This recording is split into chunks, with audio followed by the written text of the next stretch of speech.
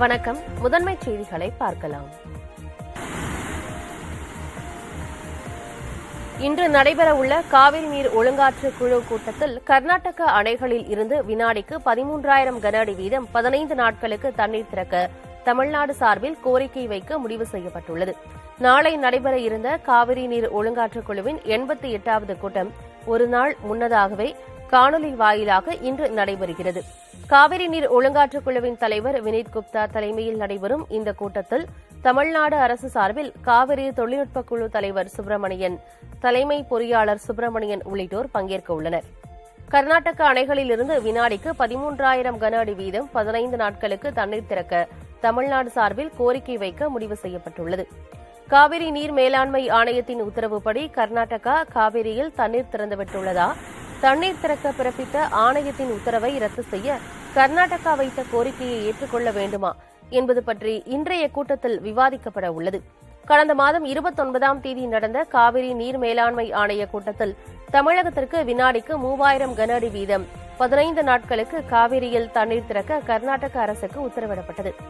ஆனால் இந்த உத்தரவை ரத்து செய்ய வேண்டும் என்று காவிரி நீர் மேலாண்மை ஆணையத்திடம் கர்நாடகா தரப்பில் மனு அளிக்கப்பட்டது.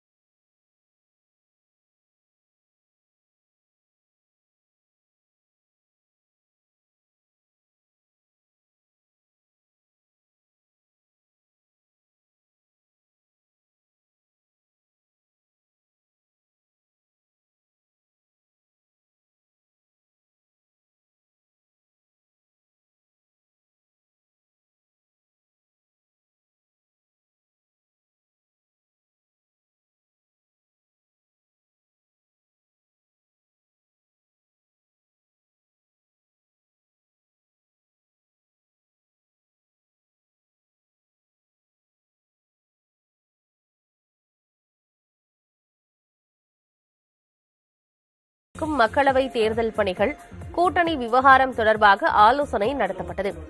கூட்டத்திற்கு பிறகு செய்தியாளர்களிடம் பேசிய அண்ணாமலை, நாடாளுமன்ற தேர்தலுக்கு வலுவான கூட்டணியை அமைக்கும் பணியை உடனடியாக தொடங்குவது தொடர்பாக ஆலோசிக்கப்பட்டதாக தெரிவித்தார்.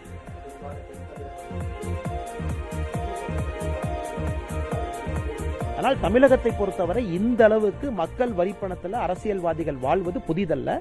இன்னைக்கு இடியோ இன்கம் டாக்ஸோ வெட்ட வெளிச்சமாக மக்கள் மன்றத்தில் வெளியே வைக்கிறாங்க. இதுதான் நாம் இன்னைக்கு பேசக்கூடிய ஒரு முக்கியமான விஷயங்க. எந்த அளவுக்கு தமிழக அரசியல் இன்னைக்கு புறையோடி போயிருக்கிறது கரப்ஷன்ல, மக்கள் வரிப்பணத்தை ஒரு தனிமனித வருமானமா மாத்துறது, இந்த கடுமையா கண்டிக்கத்தக்கது மட்டுமல்லனா வருகின்ற காலத்துல இன்னும் கடுமையாக நடவடிக்கை எடுக்க வேண்டும் என்பதுதான் எங்களுடைய கோரிக்கை. எடுத்தா மட்டும்தான் தமிழக அரசியல் களம் மாறும். மற்றபடி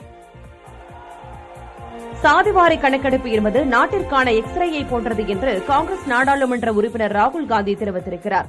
மத்திய பிரதேச மாநிலம் சட்டப்பேரவைக்கு தேர்தல் அறிவிக்கப்பட்ட நிலையில் ஷாதூல் பகுதியில் ராகுல் காந்தி தேர்தல் பரப்புரையை மேற்கொண்டார். அங்கு நடந்த பொதுக்கூட்டத்தில் பேசிய அவர், ஓபிசி, பட்டியலின, பழங்குடியின மக்கள் பாதிக்கப்பட்டிருக்கும் நிலையை வெளிச்சத்துக்கு கொண்டு வரும் என்ற வகையில் சாதிவாரி கணக்கெடுப்பு அவசியம் என்றார்.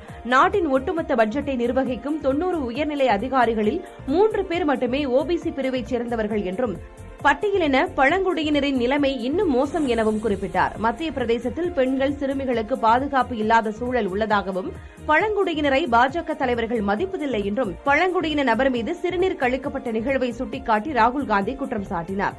மேலும் மாநிலத்தில் கோயில் சொத்துகள் திருடப்படுவதாகவும், பள்ளி குழந்தைகளுக்கான மதிய உணவு திட்டம் முதல் மருத்துவ இடங்கள் வரை ஊழல்கள் நடப்பதாகவும் ராகுல் காந்தி சாடினார். டெல்லி புதிய மதுபான கொள்கை முறைகேடு வழக்கில் கைதான ஆம் ஆத்மி சட்டமன்ற உறுப்பினர் சஞ்சய் சிங்கின் நீதிமன்ற காவல் மேலும் 3 நாட்களுக்கு நீட்டிக்கப்பட்டுள்ளது. டெல்லி ரோஸ் அவென்யூ நீதிமன்றத்தில் நடந்த விசாரணையின் போது சஞ்சய் சிங் கேள்விகளுக்கு முறையாக பதிலளிப்பதில்லை என்றும், விசாரணைக்கு உரிய ஒத்துழைப்பு அளிக்க மறுப்பதாகவும் அமலாக்கத்துறை தரப்பில் தெரிவிக்கப்பட்டது. ஆனால் இதனை மறுத்த சஞ்சய் சிங் தரப்பு வழக்கறிஞர், அமலாக்கத்துறை தரப்பில் கற்பனையான கேள்விகள் எழுப்பப்படுவதாகவும், இதற்கு பதிலளிக்க முடியாது என்றும் வாதிடப்பட்டது. இருதரப்பு வாதங்களையும் கேட்ட நீதிபதி M.K. நாகல், ஆம் ஆத்மி சட்டமன்ற உறுப்பினர் சஞ்சய் சிங்கின் நீதிமன்ற காவல் வரும் வெள்ளிக்கிழமை வரை நீட்டித்து உத்தரவிட்டார். டெல்லி புதிய மதுபான கொள்கை முறைகேடு வழக்கில் தொடர்புடையதாக கூறி ஆம் ஆத்மியின் சஞ்சய் சிங் அமலாக்கத்துறையினரால் கடந்த 4ஆம் தேதி கைது செய்யப்பட்டார். இஸ்ரேலின் தென்பகுதியில் ஹமாஸ் குழுவினரோடு ராணுவம் போரிடும் நிலையில் வடக்கு பகுதியில் லெபனான் எல்லையிலிருந்து மற்றொரு அமைப்பான ஹிஸ்புல்லா குழுவினர் ராக்கெட் குண்டுகளை வீசி தாக்குதல் நடத்தினர். இதற்கு பதிலடியாக லெபனான் எல்லைக்குட்பட்ட பகுதிகளில் 15 ஏவுகணைகளை இஸ்ரேல் வீசியது. மேலும் லெபனானில் உள்ள 2 ஹிஸ்புல்லா கண்காணிப்பு நிலைகளையும் தாக்கி அழித்ததாக இஸ்ரேல் ராணுவம் கூறியுள்ளது. இதனால் தெற்கு லெபனான் பகுதியில் இஸ்ரேல் ராணுவம் ஹிஸ்புல்லா குழுவினருக்கிடையே மோதல் நடைபெற்று வருகிறது. காசாவிலிருந்து சுமார் 2 லட்சம் பேர் இடம்பெயர்ந்துள்ளதாக ஐநா தெரிவித்துள்ளது. குடிநீர் விநியோகத்தையும் மின்சாரத்தையும் இஸ்ரேல் துண்டித்திருப்பதால் கடுமையான குடிநீர் பற்றாக்குறை ஏற்படும் என்றும் எதிர்பார்க்கப்படுகிறது. இடம்பெயர்ந்தவர்கள் பெரும்பாலும் பள்ளிகளில் தஞ்சமடைந்துள்ளனர். இதுவரை 13 மருத்துவமனைகளை இஸ்ரேல் தகர்த்திருப்பதால் காயம்பட்டவர்களுக்கான சிகிச்சையும் கேள்விக்குறியாகியுள்ளது. இதனால் உயிரிழப்பு மேலும் அதிகரிக்கும் என அஞ்சப்படுகிறது. चढ़ाने का संकल्प और जब इस संकल्प के साथ और उनकी नीति मैंने ஆசிய விளையாட்டுப் போட்டிகளில் பதக்கங்களை வென்ற இந்திய வீரர் வீராங்கனைகளை சந்தித்து பிரதமர் நரேந்திர மோடி வாழ்த்து தெரிவித்தார். டெல்லியில் நடைபெற்ற இந்த நிகழ்வில் உரையாற்றிய பிரதமர் நரேந்திர மோடி, இந்திய விளையாட்டு வீரர்கள் புதிய வரலாற்று சாதனையை படைத்துள்ளதாக குறிப்பிட்டார். இந்திய நாட்டின் மகள்களின் திறமை ஆசிய விளையாட்டுப் போட்டிகளில் வெளிப்பட்டுள்ளதாக தெரிவித்த அவர், இந்திய வீராங்கனைகளால் தான் பெருமைப்படுவதாக கூறினார். போதைப்பொருள் இல்லா இந்தியாவை உருவாக்க வேண்டும் என்ற செய்தியை நாடு முழுவதும் கொண்டு சேர்க்க வேண்டும் என விளையாட்டு வீரர்களிடம் பிரதமர் கேட்டுக் கொண்டார். சீனாவில் நடைபெற்று முடிந்த ஆசிய விளையாட்டுப் போட்டிகளில் இந்தியா முதல் முறையாக 100க்கும் அதிகமான பதக்கங்களை குவித்து சாதனை படைத்தது. இதனையடுத்து தாயகம் திரும்பிய வீரர் வீராங்கனைகளுக்கு உற்சாக வரவேற்பு அளிக்கப்பட்டது. இதனைத் தொடர்ந்து அவர்கள் பிரதமர் மோடியை சந்தித்து வாழ்த்து பெற்றனர்.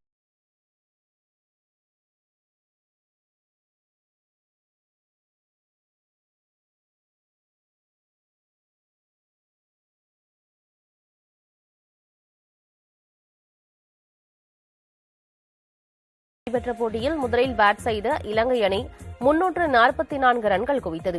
அதிரடியாக விளையாடிய குஷால் மெண்டீஸ், சமர விக்ரமா இணை, ஹாரிஸ் ராவ், ஷாஹின் அப்ரிடி ஆகிய பாகிஸ்தானின் முக்கிய பந்துவீச்சாளர்களின் ஓவர்களையும் பவுண்டரி எல்லைக்கு பறக்கவிட்டனர். இருவரின் சதத்தால் ரன் ரேட் உயர்ந்த போதும் கடைசி நேரத்தில் சீரான இடைவெளியில் விக்கெட்டுகள் விழுந்ததால் ரன் ரேட் சரிந்தது. பின்னர் 345 ரன்கள் எடுத்தால் வெற்றி என்ற இலக்குடன் களமிறங்கிய பாகிஸ்தான் அணியில் தொடக்க வீரர் இமாம் உல் ஹக், கேப்டன் பாபர் அசாம் அடுத்தடுத்து ஆட்டமிழந்ததால் தோல்வி உறுதி என்ற நிலை ஏற்பட்டது. எனினும் முகமது ரிஸ்வான், அப்துல்லா ஷபீக்குடன் இணைந்து சிறப்பான ஆட்டத்தை வெளிப்படுத்தினர். ஷபீக் 113 ரன்களில் ஆட்டமிழந்த போதும் ரிஸ்வான் 131 ரன்கள் எடுத்து கடைசி வரை களத்தில் நின்று வெற்றிக்கு வித்திட்டார். இலங்கை அணி பேட்டிங்கில் கடைசி 10 ஓவர்களில் 61 ரன்களை மட்டும் சேர்த்ததோடு பந்துவீச்சில் உதிரிகளாக 26 ரன்களை விட்டுக் கொடுத்ததும் தோல்விக்கு முக்கிய காரணமாக அமைந்தது. அணியின் பந்துவீச்சும் கவலைக்குரிய வகையில் தொடர்கிறது. இதனிடையே உலகக்கோப்பையில் அதிக ரன்கள் இலக்கை எட்டிப்பிடித்து புதிய சாதனையை பாகிஸ்தான் அணி படைத்துள்ளது. உலகக்கோப்பை தொடரின் முதல் போட்டியில் அசத்தல் வெற்றி பெற்ற இந்திய அணி இரண்டாவது போட்டியில் இன்று ஆப்கானிஸ்தானை எதிர்கொள்கிறது. டெல்லி மைதானத்தில் இன்று மதியம் இப்போட்டி நடைபெறவுள்ளது. வெற்றி பயணத்தை தொடர இந்திய அணியும் முதல் வெற்றியை பதிவு செய்ய ஆப்கானிஸ்தானும் முனைப்பு காட்டுவதால் இரு அணி வீரர்களும் அங்கு தீவிர வலைப்பயிற்சியில் ஈடுபட்டனர். இந்த போட்டியிலும் இந்திய அணியின் தொடக்க வீரர் சுப்மன் கில் விளையாட மாட்டார் என தெரிவிக்கப்பட்டுள்ளது. இந்திய அணி சென்னையிலிருந்து டெல்லிக்கு ஏற்கனவே புறப்பட்டு சென்றுவிட்ட நிலையில் சுப்மன் கில் சென்னையில் டெங்கு காய்ச்சலுக்கு சிகிச்சை பெற்று வருவதாக கூறப்படுகிறது. இந்த ஆண்டு அதிக ரன் குவித்த வீரர்களில் சுப்மன் கில் முதலிடத்தில் இருக்கிறார். எனினும் காய்ச்சலால் அவதிப்பட்டு வருவதால் ஆப்கானிஸ்தானுக்கு எதிரான போட்டியிலும் இஷான் கிஷன் தொடக்க வீரராக களமிறங்குவார். டெல்லி மைதானத்தில் பவுண்டரி எல்லையின் தூரம் 55 மீட்டரில் இருந்து இருப்பதால் இன்றைய ஆட்டத்திலும் மிகப்பெரிய ரன் குவிப்பை எதிர்பார்க்கலாம்.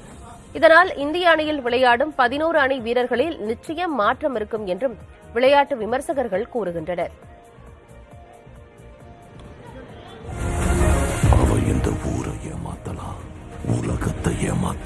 நடிகர் விஜயின் லியோ பட பாடலில் நடனமாடிய கலைஞர்களுக்கு ஊதியம் வழங்கப்படவில்லை என்ற புகாரை தென்னிந்திய திரைப்பட தொழிலாளர்கள் சம்மேளனம் மறுத்துள்ளது.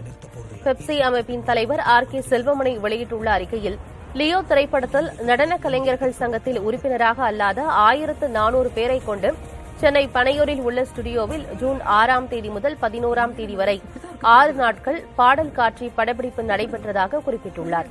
இவர்களுக்கு நாளொன்றுக்கு தலா 1750 ரூபாய் வீதம் 6 நாட்களுக்கு 10,500 ரூபாய் வழங்க முடிவு செய்து அவரவர் வங்கிக் கணக்கில் நேரடியாக செலுத்தப்பட்டு விட்டதாக அவர் கூறியுள்ளார். தற்போது சிலர் தங்களுக்கு ஊதியம் வழங்கப்பட வேண்டும் என பேட்டியளிப்பது தவறான செய்தியாகும் என்றும் RK செல்வமணி விளக்கமளித்துள்ளார். லியோ படத்தில் இடம்பெற்றுள்ள நான் ரெடிதான் வரவா என்ற பாடலில் நடனமாடிய 50க்கும் மேற்பட்ட கலைஞர்கள் தங்களது 1 ரூபாய் கூட ஊதியம் வழங்கப்படவில்லை என குற்றம் சாட்டி சென்னை காவல் ஆணையர் அலுவலகத்தில் புகார் அளித்திருந்த நிலையில் பெப்சி தரப்பில் இந்த விளக்கம் அளிக்கப்பட்டுள்ளது.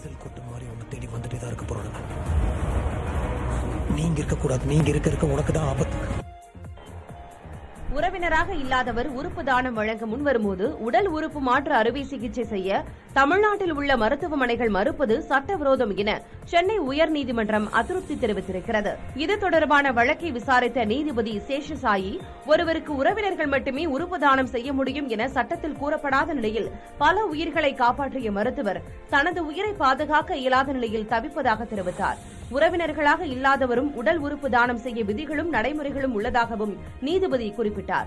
மனுதாரரான கோவையைச் சேர்ந்த மருத்துவரும் நன்கொடையாளரும் 1 வாரத்தில் மருத்துவ குழு முன்பு ஆஜராக வேண்டும் எனவும் உரிய விசாரணை நடத்தி உறுப்பு மாற்று அறுவை சிகிச்சை சட்ட விதியின் கீழ் அங்கீகார குழுவுக்கு அறிக்கை அளிக்கவும் கோவை வட்டாட்சியருக்கு நீதிபதி உத்தரவிட்டார். அந்த அறிக்கை மீது 4 வாரங்களில் உரிய உத்தரவு பிறப்பிக்க அங்கீகார குழுவுக்கு ஆணையிட்டார். உறவினராக இல்லாதவரும் ஒருவருக்கு உடல் உறுப்பு தானம் செய்யலாம் என்பது குறித்து மருத்துவர்களுக்கும் மருத்துவமனைகளுக்கும் தமிழ்நாடு அரசு விழிப்புணர்வை ஏற்படுத்த வேண்டும் எனவும் நீதிபதி உத்தரவிட்டார்.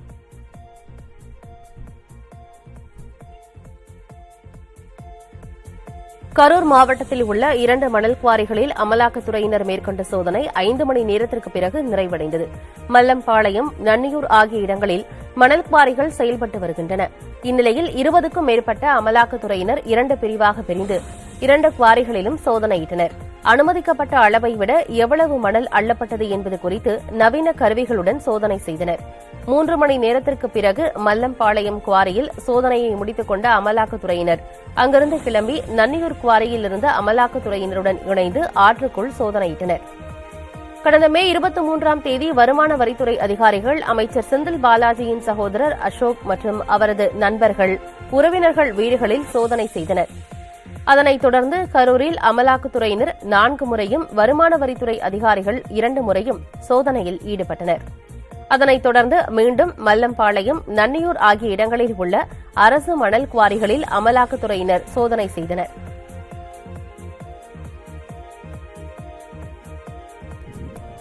நாமக்கல் மாவட்டம் மோகனூர் அருகே காவிரி ஆற்றில் உள்ள மணல் குவாரியில் ட்ரோன் கேமரா மூலம் அமலாக்கத்துறையினர் கணக்கீடு மேற்கொண்டனர்.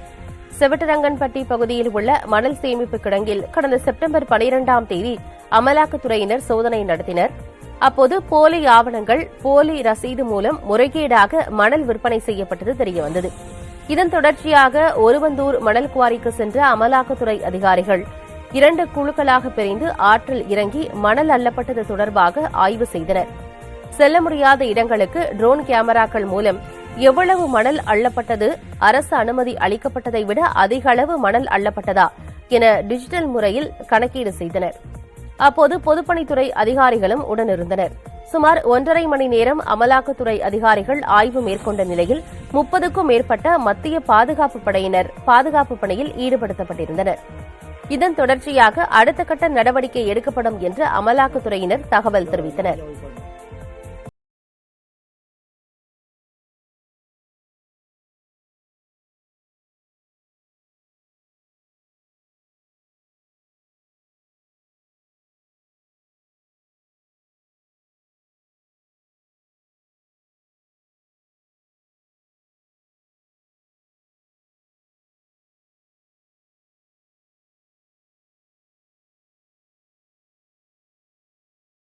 கருத்தில் கொண்டு சில மாற்றங்கள் கொண்டுவரப்படும் என்றும் கூறினார். தமிழ்நாடு உள்பட சில மாநில அரசுகள் சொந்த மாநில கல்விக் கொள்கையை உருவாக்குவது நாடகம் என அவர் விமர்சித்தார். All the states are following these. I can tell it with responsibility because I have seen the letters. In the letter, they have not opposed. Again, I am telling, they have not opposed the National Education Policy 2020. Rather, they have given some little bit observation. It is always accepted. It is always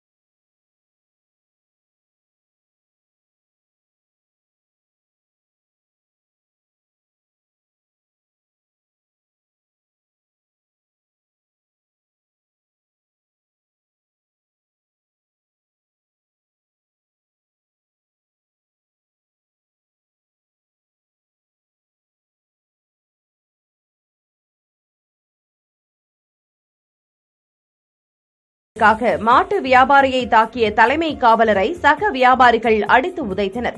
Vellore Tiruvannamalai நெடுஞ்சாலையில் காவல்துறையினர் வாகன சோதனையில் ஈடுபட்டு வந்தபோது செல்லங்குப்பம் பகுதியைச் சேர்ந்த ராஜா பொய்கை மாட்டுச் சந்தையில் மாட்டை விற்றுவிட்டு காலி வாகனத்துடன் வந்து கொண்டிருந்தார்.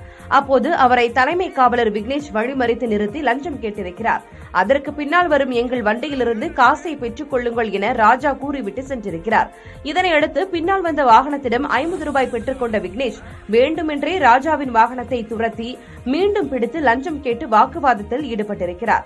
இதனையடுத்து இருவருக்கும் இடையே வாக்குவாதம் முற்றிய நிலையில் விக்னேஷ் சாவியினால் ராஜாவை குத்த அவரது கழுத்தில் காயம் ஏற்பட்டு ரத்தம் வழிந்திருக்கிறது. இதனை பார்த்த சக வியாபாரிகள் விக்னேஷை தாக்கியும் அவரது செயலை கண்டித்தும் சாலை மறியலிலும் ஈடுபட்டனர். சம்பவ இடத்திற்கு வந்த டிஎஸ்பி ரவிச்சந்திரன் அரை மணி நேரத்தில் விக்னேஷை ஆயுதப்படைக்கு மாட்ட உத்தரவிட்டார். புதுக்கோட்டையில் ரயில்வே மேம்பால வசதி இல்லாததால் தினந்தோறும் போக்குவரத்து நெரிசலில் சிக்கி வாகன ஓட்டிகளும் பொதுமக்களும் அவதிக்குள்ளாகி வருகின்றனர். விராலிமலை, குடுமியான்மலை, திருச்சி உள்ளிட்ட பகுதிகளுக்கு செல்லும் பிரதான சாலையில் அமைந்துள்ளது திருவப்பூர் ரயில்வே கேட். இங்கு தினந்தோறும் ரயில்கள் செல்லும் நேரத்தில் 20 நிமிடம் வரை அவசர காலத்தில் கூட மாணவர்கள் உட்பட காத்திருக்க வேண்டிய சூழல் ஏற்படுவதாகவும் இதற்கு மாற்றுப்பாதையாக மேம்பால வசதி ஏற்படுத்தினால் தங்களுக்கு பேருதவியாக இருக்கும் எனவும் பொதுமக்கள் வேண்டுகோள் விடுக்கின்றனர். இதுகுறித்து நகர்மன்ற தலைவி திலகவதியிடம் கேட்டபோது ரயில்வே கேட் பகுதியில் பாலம் அமைக்கும் பணிக்காக நெடுஞ்சாலைத்துறை திட்ட அதிகாரிகள் நடவடிக்கை மேற்கொண்டு வருவதாக தெரிவித்தார்.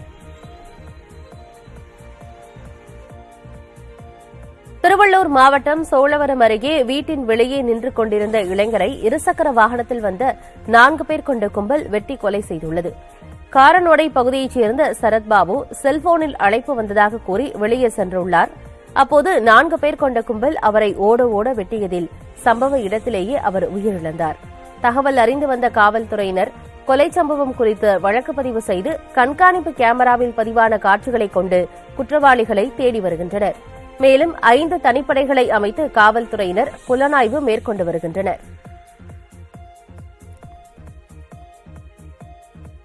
எனக்கு ஆச்சரியம் பேர பார்த்தா இன்னைக்கு நானாஜா நிற்கிறேன். எனக்கு பிள்ளைங்க இருந்து கூட எனக்கு தொகல. என் பேர பார்த்தா ஒருத்தனை வாரி போட்டேன், 2வது இவனையும் வாரி போட்டேன். நானாஜா நிற்கிற காரணம் இல்லை. எனக்கு யாரும் இல்லை. அப்பா தாள் நம்பி அக்கா தான் யாரும் இல்லை. வெளியே வந்து பார்த்தோம் சார், சொன்னாங்க அந்த மாதிரி சத்து விட்டாங்கன்ட்டு. வெளியே வந்து பார்த்தா செத்து போய் சத்து வெள்ளத்தோடு இருந்தான். அதுக்கப்புறம் ஒன்றுமே தெரியல சார் எங்களுக்கு. திருவண்ணாமலை மாவட்டம் செங்கம் அருகே நோயாளிகள் அனைவரும் ஒரே இடத்தில் இருப்பதால் தொற்றுநோய் பரவும் அபாயம் ஏற்பட்டுள்ளது. கலசப்பாக்கம் தொகுதிக்குட்பட்ட கடலாடி ஆரம்ப சுகாதார நிலையத்தில் 30 படுக்கைகள் கொண்ட ஒரு அறை மட்டுமே உள்ளது. இங்கு மகப்பேறு பெண்கள் மற்றும் உட்புற நோயாளிகளை ஒரே அறையில் தங்க வைக்கப்படுகின்றனர். இதனால் பிறக்கும் பச்சிளம் குழந்தைக்கு நோய் தொற்று ஏற்படும் அபாயம் உள்ள நிலையில் ஆரம்ப சுகாதார நிலையத்தை விரிவுபடுத்த வேண்டும் என்றும் ஆண்களுக்கு என தனி படுக்கை அறை கொண்ட வார்டு ஏற்படுத்தி தர வேண்டும் எனவும் ஆரம்ப சுகாதார நிலையத்தின் மேற்கூரை அவ்வப்போது பெயர்ந்து விழுவதால் அவற்றையும் சரி செய்ய வேண்டும் எனவும் நோயாளிகளும் பொதுமக்களும் வலியுறுத்தி வருகின்றனர்.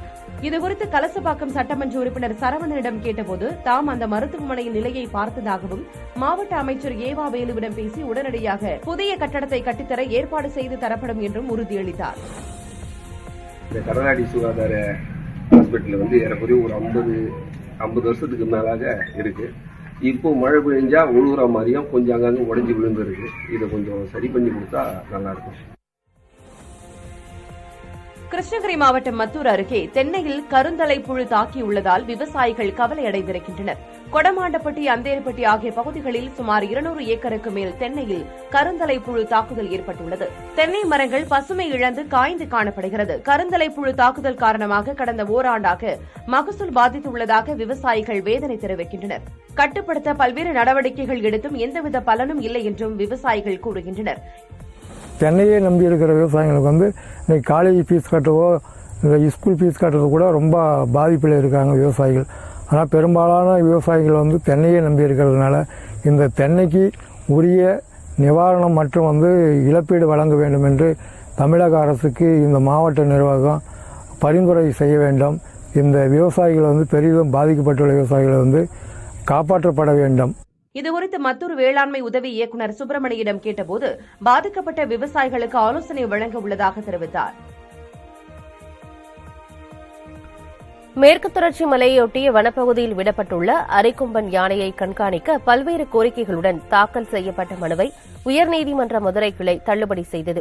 கேரளாவைச் சேர்ந்த வனவிலங்கு ஆர்வலரான பிரவீன்குமார் என்பவர் தாக்கல் செய்த மனு உயர்நீதிமன்ற மதுரை கிளை நீதிபதிகள் எஸ்.எம். சுப்பிரமணியம், லட்சுமி நாராயணன் அமர்வில் விசாரணைக்கு வந்தது. அப்போது அரிக்கொம்பன் யானையை நிபுணர் குழு தொடர்ந்து கண்காணித்து வருவதாகவும் யானையால் பொதுமக்களுக்கு பாதிப்பு ஏதும் ஏற்படவில்லை எனவும் அரசு தரப்பில் விளக்கமளிக்கப்பட்டது. இதனை ஏற்றுக்கொண்ட நீதிபதிகள் யானைகளை எப்படி பாதுகாக்க வேண்டும் என வனத்துறைக்கு நன்றாகவே தெரியும் என கூறினர். வனவிலங்குகளை ஓரளவுக்கு மேல் பின்தொடர்ந்து கண்காணிப்பது ஏற்புடையதல்ல என குறிப்பிட்ட நீதிபதிகள் வழக்கு தொடர்ந்த மனுதாரர் இத்துறையில் நிபுணத்துவம் பெற்றவர் இல்லை என்பதால் இந்த விவகாரத்தில் நீதிமன்றத்தால் எந்த உத்தரவும் பிறப்பிக்க இயலாது என தெரிவித்து மனுவை தள்ளுபடி செய்து உத்தரவிட்டனர். மதுரையில் இயந்திர கோளாறு காரணமாக ஸ்பைஸ் ஜெட் விமான சேவை ரத்து செய்யப்பட்டதால் சென்னை செல்ல வேண்டிய பயணிகள் பெரும் பாதிப்பை சந்தித்தனர். மதுரை விமான நிலையத்திலிருந்து 39 பயணிகளுடன் சென்னையை நோக்கி ஸ்பைஸ் ஜெட் விமானம் ஒன்று புறப்பட தயாராக இருந்த நிலையில் இயந்திர கோளாறு காரணமாக விமான சேவை ரத்து செய்யப்பட்டது. இது தொடர்பாக பயனாளிகளுக்கு எந்தவிதமான முன் அறிவிப்பும் வழங்கப்படவில்லை என கூறப்படுகிறது. இதனால் அதிருப்தியடைந்த பயணிகள் ஸ்பைஸ் ஜெட் விமான நிறுவன பணியாளர்களோடு வாக்குவாதத்தில் ஈடுபட்டனர். மாற்று விமானம் மூலம் பயணிகள் சென்னை செல்ல ஏற்பாடு செய்யப்பட்ட நிலையில் ஒரு சிலர் பயணத்தை ரத்து செய்துவிட்டு திரும்பினர். மதுரை விமான நிலையத்தில் ஸ்பைஸ் ஜெட் விமானங்கள் அடிக்கடி இயந்திர கோளாறு ஏற்பட்டு சேவை ரத்து செய்யப்படுவதாக குற்றம் சாட்டிய பயணிகள் உரிய தீர்வு காண வேண்டும் என ஸ்பைஸ்ஜெட் விமான நிறுவனத்தை கேட்டுக் கொண்டுள்ளனர்.